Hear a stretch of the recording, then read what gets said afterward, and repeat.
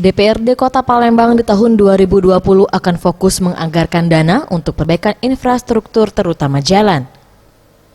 M. Hidayat, anggota Dapil 3 dari fraksi Golkar, mengatakan masih banyak laporan terkait perbaikan jalan di Kota Palembang menjadi program utama yang harus dilakukan. Dirinya akan meminta pemerintah Kota Palembang melalui Dinas PUPR untuk mengecek secara langsung jalan yang dianggap masyarakat tidak layak dilalui kendaraan.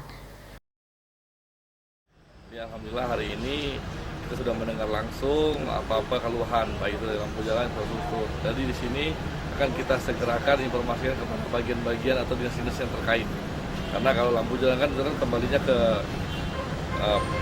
PU, bagian penerangan lampu jalan, taman dan lampu jalan, dan saya retensi dan lain-lain juga itu akan kembali ke PU. Jadi akan kita segerakan melalui notulis dan kita informasikan dari usul-usul warga yang ada pada hari ini.